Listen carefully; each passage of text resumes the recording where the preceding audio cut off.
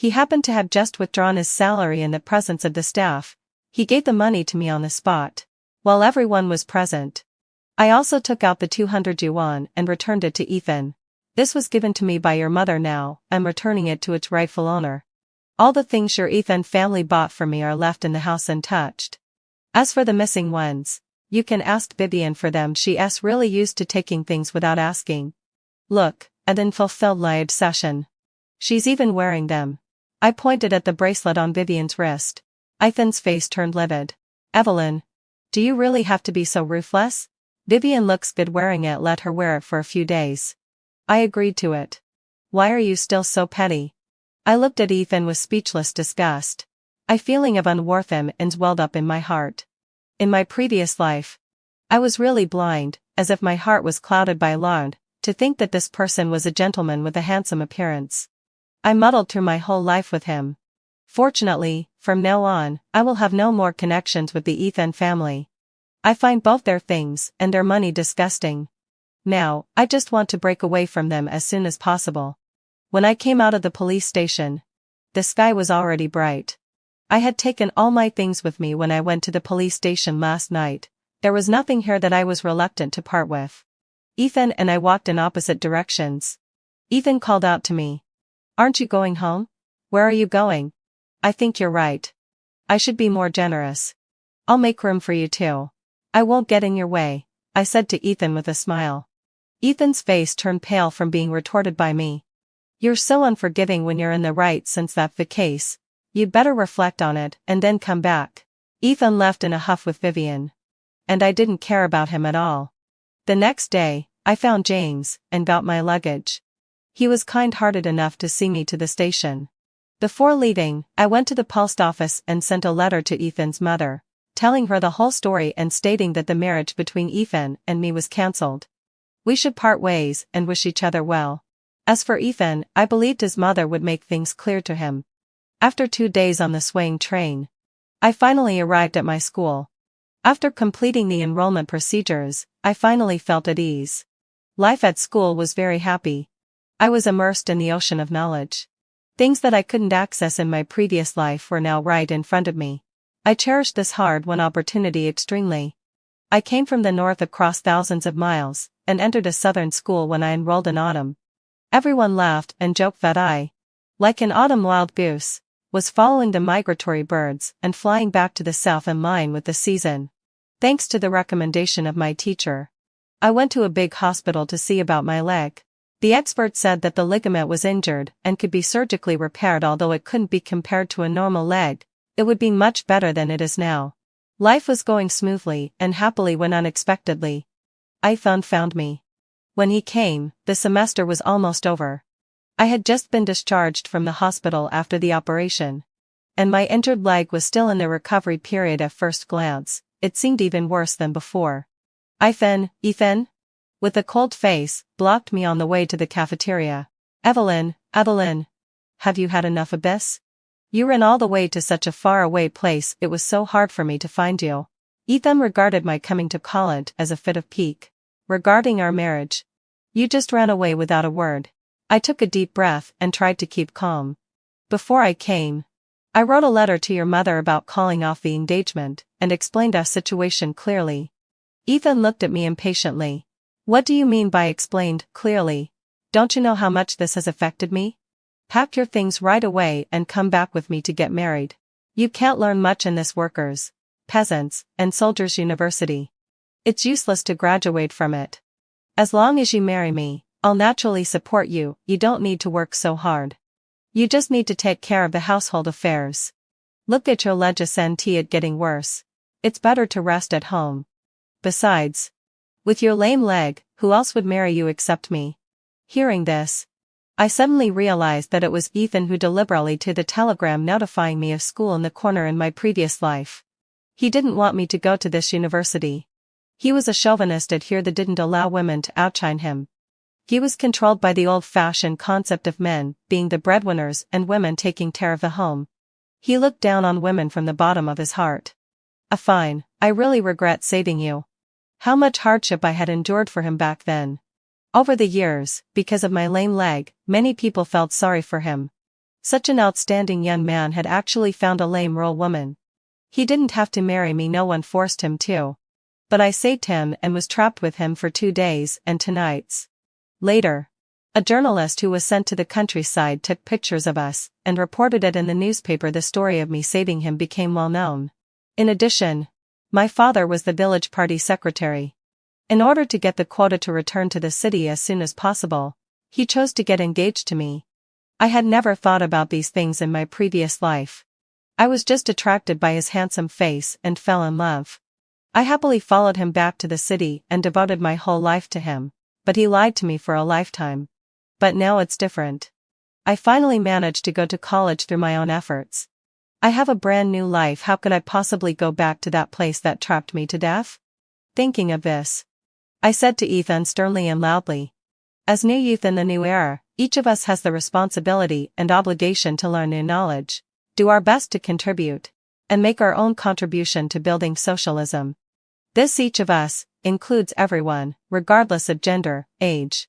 I think what you said just now is definitely not what an intellectual in the new era should say. The surrounding classmates applauded and cheered. Ethan's face turned ashen, and he had to flee in embarrassment amidst the jeers of the crowd. Since then, Ethan never came again. At first, he wrote a few letters. But later, there were no more letters. Naturally, I no longer cared about him and just happily and diligently spent my college life. It was not until many years later that I walked onto the podium with firm steps. Wearing a decent suit, no one could tell that I had once been lame.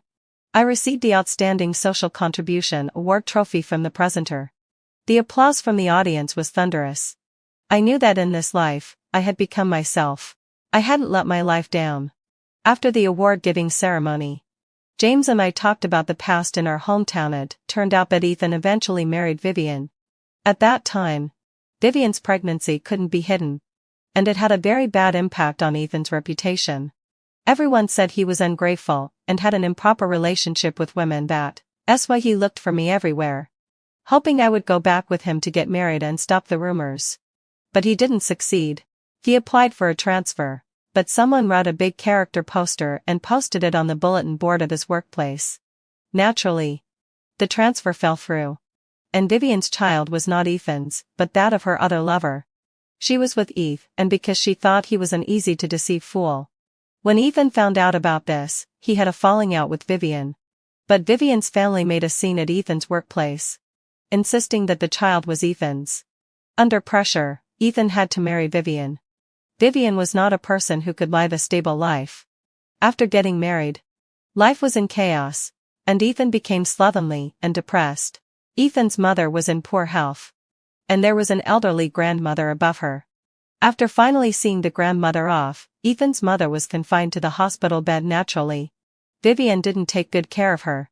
It was said that when she died, her body was full of excrement. It was really unbearable to look at. After hearing this, I just smiled it off. All these things had nothing to do with me anymore. I dragged James to the celebration banquet to have a few drinks. On the way to the hotel, I seemed to hear someone calling me, "Evelyn, I regret it." But I didn't pay it any mind. Some people are better off never seeing each other again. Let those past events drift away with the wind. We'll never meet again in this life like the southern wild goose. Don't ask about the return date. In my previous life, I was exploited by the whole family and finally worked to death. I never expected that God would take pity on me and give me a chance to start over. I went back to the time when I had just received the admission notice after the college entrance examination.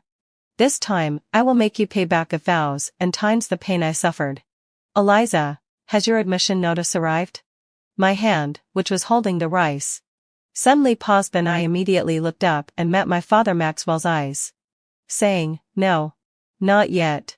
After getting my answer, Maxwell continued, "When the admission notice arrives, show it to your mother and me. We've ever seen such a novelty." Without hesitation, I readily agreed. "Do you want to deceive me again like in the last life?" Under the table where they couldn't see, one of my hands clenched tightly into a fist, as if my fingernails were about to dig into the flesh. When I returned to my room at night, I carefully took out the admission notice and gently stroked every word on it. I recalled that the first step into the tragedy in my previous life was handing my admission notice to Maxwell and Olivia, the couple. In this life, I won't be so stupid as to make the same mistake again. My name is Eliza. My parents are both extremely patriarchal and prefer my younger brother. Even though they never paid attention to me or showed me any love during my growth, I never gave up on myself. Instead, I studied very hard. Plus, the teacher said I was quite smart. So my grades were always good, always staying in the top 5 in the grade. Naturally, I achieved excellent results in the college entrance examination, and was admitted to a double first-class university outside the province. On the day I got the admission notice, I was very happy. So I happily showed it to my parents. I thought they would be delighted to see my achievements, and might even give me some of the love they gave to my brother. Now that I think about it, I was completely wrong. People who have never experienced family affection shouldn't have any hope for it. After seeing my admission notice, instead of showing the happy and excited expressions I had imagined, their faces were very gloomy. And they stared at me without saying a word until Maxwell and Olivia's eyes met. They seemed to be on the same front and said to me that it was not easy for them to raise me, and I should stop studying, drop out of school to work in a factory, support my brother's studies, and save money for his betrothal gifts for his future marriage. My younger brother Ethan is simply not cut out for studying. Even though his grades have been at the bottom of the class for years, Maxwell still stubbornly signed him up for many tutoring classes. But he is still hopeless, unable to learn anything and showing no progress at all. In the end, he didn't even get into a junior college. Well, maybe that's not fair. At least he learned to ride modified mopeds with those early dropout troublemakers from the next alley. They would gather together all day to harass some young girls, and took pleasure in it. Naturally, I was unwilling to give up my future by dropping out of school to support such a person. At first, they tried to persuade me earnestly. But seeing that I was resolute, they put away their initially somewhat kind expressions, and replaced them with fierce looks. They ignored my pleas, forcefully took away my admission notice, locked me in the room, and even didn't give me food or water. I persisted for 3 days, until I could almost feel that I was on the verge of dying from dehydration. With a strong will to survive, I finally gave in and agreed to their demands. So they stopped locking me up. But to prevent me from suddenly changing my mind, they hid the admission notice and didn't give me a single cent. Not until school started one after another did they stop worrying. They even openly said in front of me that I was ambitious but had a poor fate. Later, as they demanded, in order to earn more money each month, I went to work as a laborer in a black-hearted workshop. I only kept a few hundred yuan for food each month and handed over the rest of the money. Finally, hadn't so failed me. Under the double pressure of my body and mind, I fainted on the production line in the workshop and never woke up again. Even after my death, they didn't bury me properly. Instead, they squeezed out the last bit of value they could from me and sold my body to be used in a ghost marriage. They made my life miserable when I was alive and wouldn't even let me rest in peace after I died. Recalling the scenes of my previous life, hatred for them welled up in my heart. I only thanked God for taking pity on me and giving me a chance to be reborn. I quickly put away and hid the admission notice in this life. I must never let them take away my future and confine me to a dark production line, like in the last life. After the college entrance examination, I had been working part-time at a nearby restaurant. The restaurant owner was an elderly woman. Since we were all neighbors, Isabel knew about my family's patriarchal situation and took special care of me. Even when Maxwell came to ask her for my salary last month, she drove my father out in a very fierce manner. The work isn't even done yet, and you come to ask for the salary? Shameless. It's already very kind of me to give her a job to earn some money. You haven't done much work but are eager to get money from me, no way. The elderly woman had a very loud voice, which attracted the neighbors around to come out and watch. Feeling embarrassed, Maxwell left resentfully. After Maxwell left, the elderly woman's fierce expression changed into a kind one. She looked at me and said, "Dear girl, I've calculated your salary when you go to school in a while. I'll give it all to you for your study. I'm afraid your father will take your money and spend it on your good-for-nothing brother. You don't blame me for what I said just now, do you?" I shook my head like a rattle, and tears welled up in my eyes, almost falling. Time passed quickly. There were less than 20 days until I started school. These days, Maxwell asked me every day if the admission notice had arrived. I knew they were already suspicious of me, and I couldn't delay any longer. Act as soon as I thought of it. Late at night, I took the admission notice and some money, quietly packed a few sets of clothes, and then secretly ran out. What I didn't know, being highly nervous, was that behind me, 2 pairs of eyes were staring at me intently. I said this damned girl was acting strange. Isabel was so mean to her. Yet she still kept working, and she stammered whenever we asked her something. So she was up to this, thinking she's grown too big for her britches and can fly away now. Olivia beside him rambled on, while Maxwell remained silent with a gloomy face. After leaving home, I ran quickly along the route I remembered, getting out of the alley that had trapped me in my past life. I hailed a taxi and headed to the train station. I thought I was about to embrace a new life, but to my surprise, as soon as I entered the station, I saw Maxwell's familiar face. He came to catch me. Suddenly, an alarm of danger went off in my head. I turned around and was about to run away, but Maxwell picked me up like an eagle seizing a chick. No matter how hard I struggled and shouted, I couldn't escape being caught by him. After being taken back, I got a severe beating and promised again and again that I would never run away. But just like in the previous life, they were afraid I'd run away again, so they took away my money and the admission notice, locked me at home, and didn't let me out. Dad, Mom, please, let sister go to school. Just 3 days after I was imprisoned, my younger brother Ethan rushed back to plead for me as soon as he learned the news of my imprisonment. I just stayed quietly in the room, listening to Ethan's pleading outside the door. Ethan? What are you doing? Olivia was quite surprised by my brother's behavior. Ethan, your dad and I asked Eliza to go out and work so that she can earn money to support your studies and save money for your betrothal gifts to marry the prettiest girl in our alley. Child. Before Olivia could finish, Ethan interrupted her loudly. No, I don't. I don't want to marry a girl from our alley. I want to marry a well-educated city college student. I know I can't get into college and won't have the chance to meet college students. But sister told me that after she goes to college, she'll introduce her roommate to me as my girlfriend.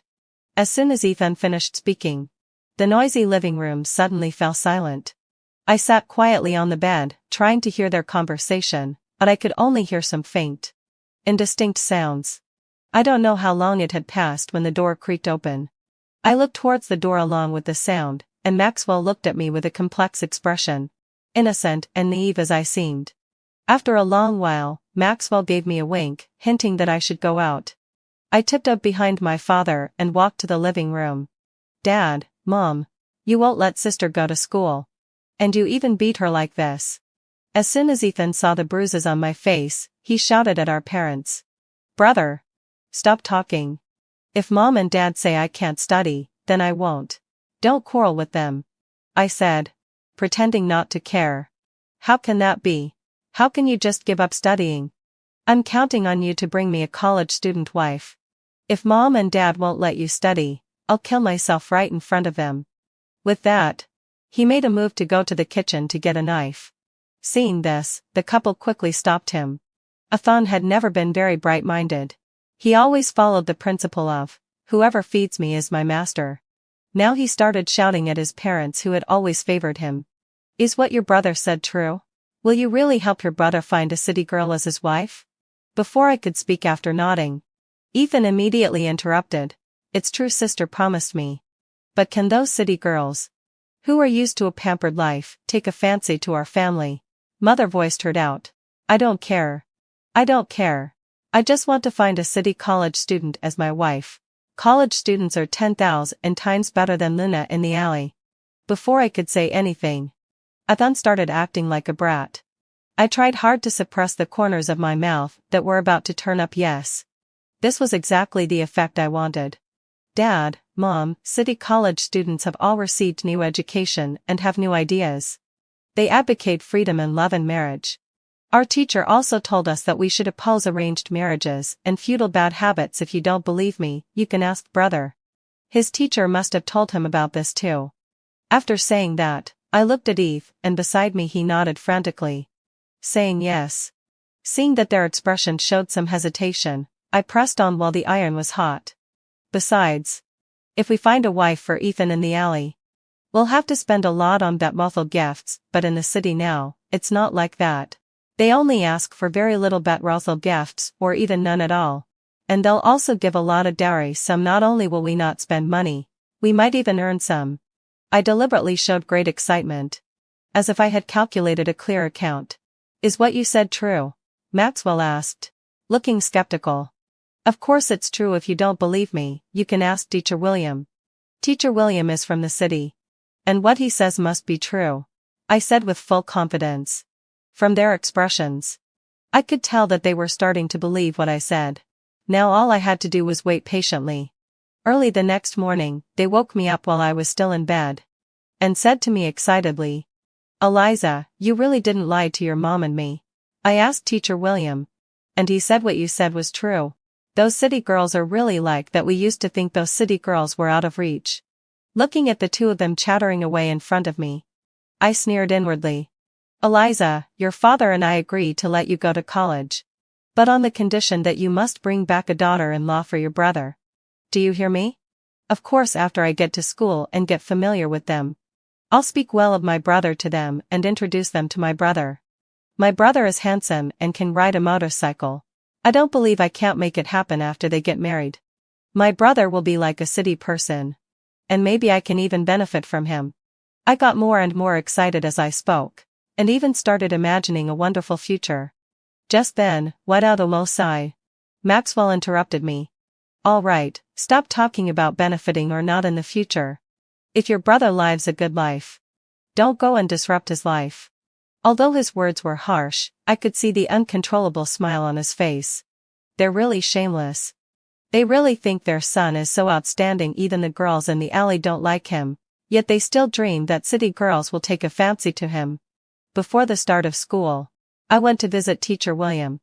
Teacher, thank you for covering up for me. Otherwise, I wouldn't be able to go to school at all. Eliza, your teacher understands your situation. Study hard in the future and never come back, Teacher William said gently, stroking my head. He also gave me a thick red envelope and told me that it was a reward from the school for outstanding students in the college entrance examination. After thanking Teacher William, I found Isabel and asked her for the bulk of my salary that she had taken before. Isabel gave me the money and even added some extra. She looked at me for a long time before saying, I really didn't expect you to be so smart. Take this extra money. It's better to have more money when you're away from home and treat yourself badly. At first, I really thought about running away. But then I thought that if I did, they definitely wouldn't let it go. They would try every means to find me and might even disrupt my studies. So it was better to make them agree to let me study obediently. Suddenly, I remembered that around this time in my previous life, my good-for-nothing brother Eve and confessed to Luna, the prettiest girl in our alley, but was rejected. Luna didn't hold back and humiliated him from head to toe, saying that he was like a toad trying to eat swan meat. After that, Ethan vowed to find a wife even more beautiful than Luna, and I kept working myself to the bone to save money for his betrothal gifts. Want to find someone more beautiful? Suddenly, an idea came to me, so I calculated the time and deliberately waited at the entrance of the alley where Ethan would confess to Luna. After Ethan was cruelly rejected, I deliberately appeared in front of him to comfort him. Don't worry, Ethan. When sister goes to college, I'll introduce college girls to you. City girls are so delicate and much prettier and smarter than Luna. Then sister will find you a good wife. Sister, is what you said true? Of course. Has sister ever lied to you? Ethan believed what I said and started indulging in the dream of finding a beautiful wife. I knew I had made the right move. As for why I still had to run away, it was really a last resort. I knew that even if they agreed to let me go to college, they wouldn't give me money to continue my studies. Maybe they would even scheme to get the money I earned from working at Isabel's. So, I first went to Isabel to get a small part of the money, pretending it was all my salary for this period. Then I deliberately showed my flaws and let them find out and catch me back. As I expected. Although they thought the money was little, they still took all my salary without hesitation. On the day of departure, they only gave me a few hundred yuan for the fare. They told me to figure out the rest of the money on my own. Finally, they also reminded me not to forget to do the serious thing at school. This serious thing was, of course, finding a wife for Ethan. So, with the eager expectations of the three of them, I got on the train leaving. After arriving at school, I quickly adapted to the campus life. So this is what college life is like? It's so wonderful. I couldn't help but sigh in my heart. Life was wonderful, except that the three of them would call me every day to urge me to find a girlfriend for Ethan as soon as possible. I used the excuse that we had just met and needed more time to get along to delay them, and repeatedly promised that I wouldn't run away. Seeing that I had been away for so long and still answered their calls as usual and followed their instructions, they naturally believed me. Time was tight and the task was heavy. I knew I couldn't just sit around and procrastinate. I had to do something. Soon, I found something I could do. Since I was good at liberal arts and my college major was history, after identifying the direction and the current market positioning, I started trying to write. The whole process from material selection, description, finding an editor, to the final publication went very smoothly. Even I was amazed, feeling like I was blessed by the god of literature. Soon, a month passed, and I received my manuscript fee for this month. It was actually a full 20,000 yuan. This amount of money was like an astronomical figure to me. I quickly opened the author's background and found that there were thousands of messages from readers urging for updates.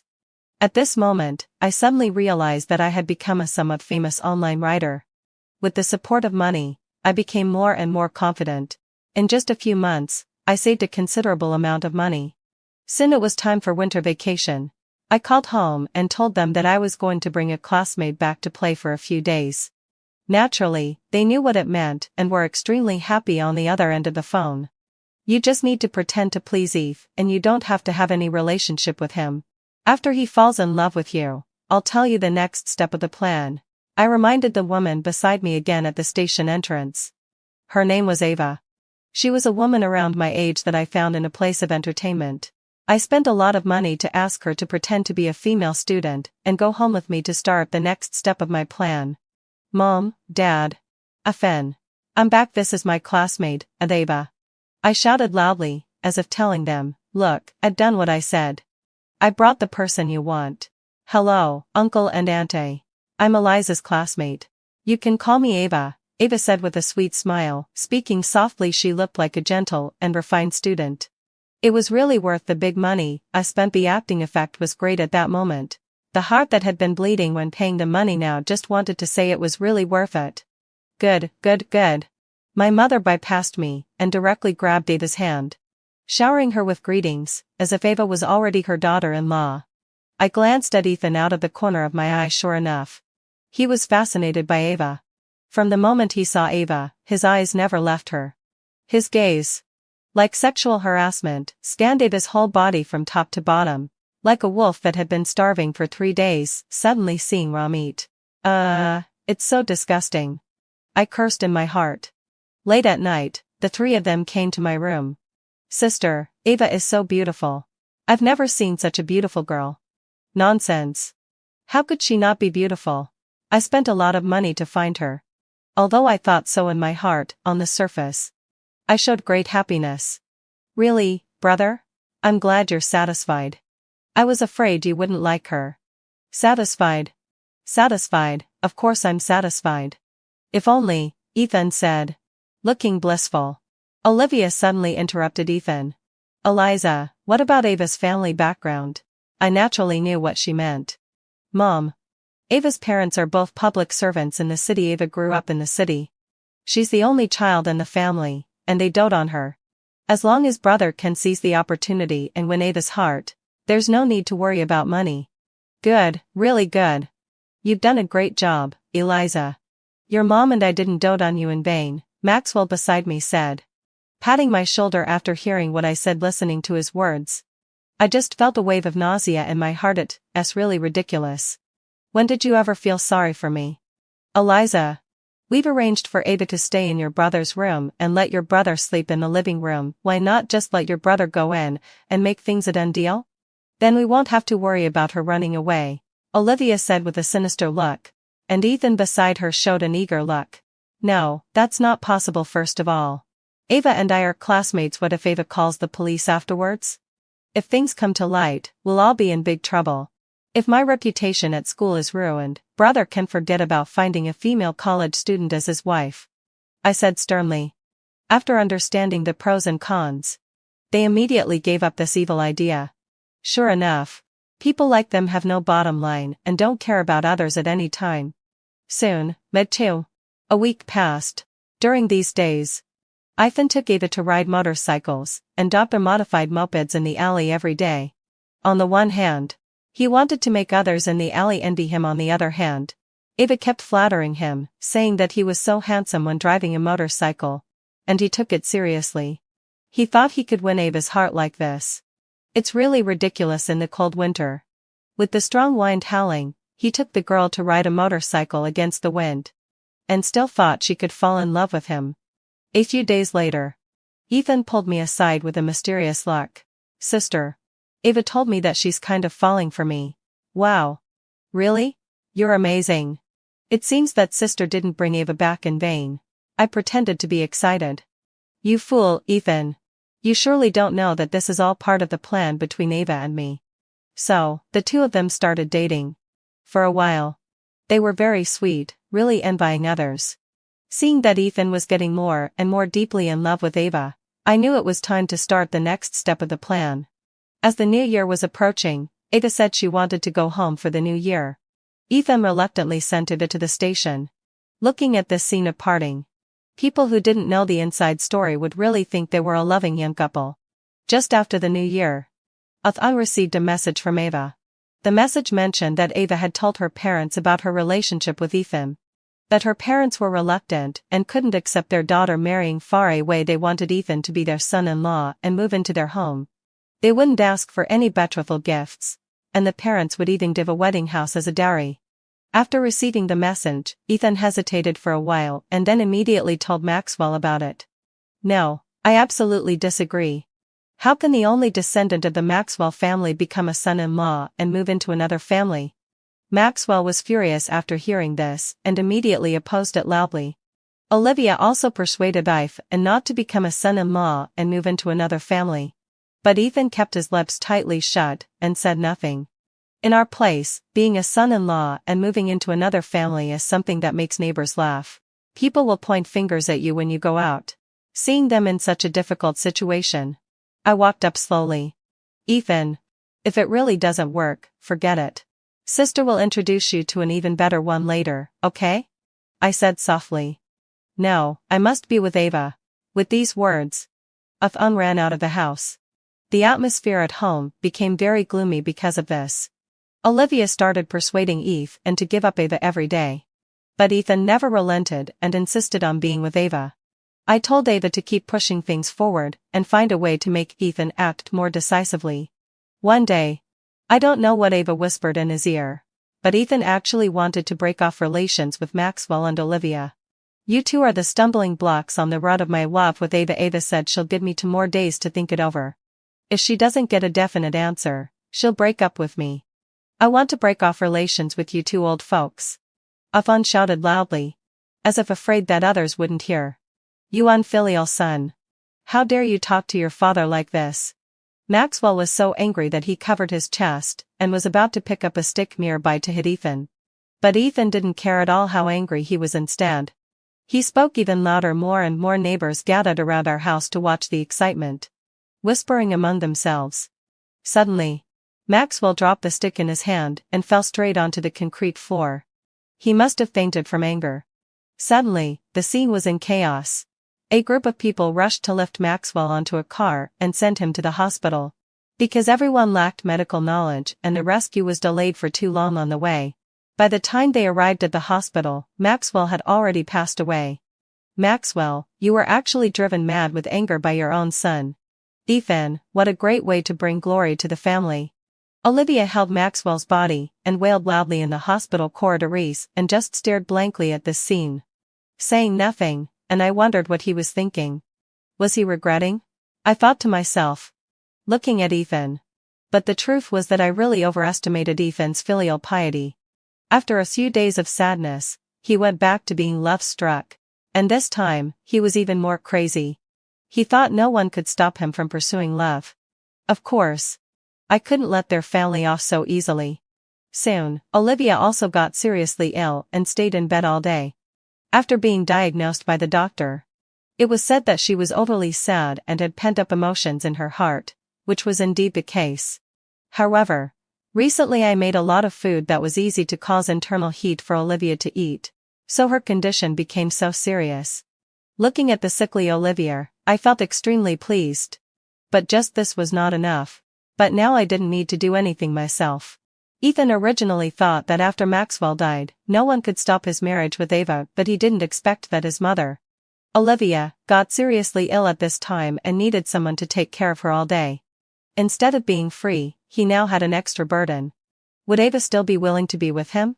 These days, Ava became increasingly cold towards him. At this time, Ethan was full of resentment and anger towards Olivia in his heart. Ethan, I know you can't let go of Ava, but Mom can't be left alone. And Sister can't go to talk to Ava for you either. I deliberately pretended to be in a difficult situation. Sister, please help me. Talk to Ava for me, you Ray, about to start school soon anyway, don't worry about Mom. I'll take care of her. Ethan was so blinded by his so-called love that he only had Ava in his mind. I declined a few times and finally pretended to be persuaded by him and reluctantly agreed. Soon, I got on the train back. I knew Olivia's days would be hard. Maybe she didn't have many days left. Sure enough, a month later, I received a call from Ethan. On the phone, he informed me that Olivia had passed away due to her serious illness and her advanced age, for which she couldn't be cured. He also told me that I didn't need to come back for the funeral. In fact, Ethan was afraid that I would come back. The rumors in the village had already reached my ears ever since I left. Ethan had loathed Olivia, seeing her as a burden. He had been beating and scolding her all day long, and sometimes he even refused to give her a bite of food. Needless to say, he didn't change her clothes or wipe her body. It was said that Olivia had developed a lot of bed sores, and there were even worms on her body. In the end, she was tortured to death. How could he be afraid that I would blame him? I was more than grateful to him. Now that my great revenge had been avenged, there was no use in keeping Ethan around. Having seen clearly what kind of person Ethan was, I could clearly feel that he was extremely cold-blooded. To prevent any future troubles, I decided to deal him a fatal blow. A few days later, I sent Ethan several photos of Ava having dinner with a man in a high-end restaurant, along with the caption, Ethan. Ava's parents introduced a blind date partner to her a few days ago. This man has a good family background and is very wealthy, but Ava couldn't let go of you in her heart, so she didn't agree to date him. However, the incident of you not being able to become their son-in-law last time made Ava's parents very unhappy. Our family doesn't have an impressive family background either. Maybe you should just give up on Ava. I was deliberately provoking Ethan. Over a month later, I received the news of Ethan's death. They said it was not easy for them to raise me. So I should stop studying, drop out of school to work in a factory, support my brother's studies, and save money for his betrothal gifts for his future marriage. So he decided to do something big. He sold the ancestral house, and took all the money to the casino to gamble. At 9 out of 10 gambles end in loss. And the people on the other side were not kind-hearted. How could they let go of such a big fish as him? Soon, he lost everything, but at that time, he was so obsessed with gambling that he thought he could win it all back. So he borrowed chips everywhere in the casino, but soon, all the borrowed chips were also lost by him. Penniless and acting like a rascal, he was thrown out of the casino. I don't know what he said, but he angered the people in the casino. And they even chopped off one of his legs. He crawled back to the door of his house with his broken leg, only to find that the ancestral house had already been sold by him. He took out his phone to call me, but I deliberately didn't answer. Finally, he thought of calling Ava, only to find that Ava had blocked him. No matter how many times he dialed, he couldn't get through. In this way, realizing that he had nothing left, Ethan ended his life in despair. Finally, I gave Ava a generous commission to thank her for acting for me during this period. Ava, who got the money, disappeared into the crowd again. Perhaps we were just passers-by to each other. The grudges from my previous life were dissipated at this moment. After avenging my great hatred, I suddenly felt extremely relaxed. It was time to say goodbye to everything in the past. I went to the police station and changed my name. I changed from Eliza to Vivian. I hope that in the future, I can live in this world cleanly and innocently. I think perhaps it's time for me to start a new life.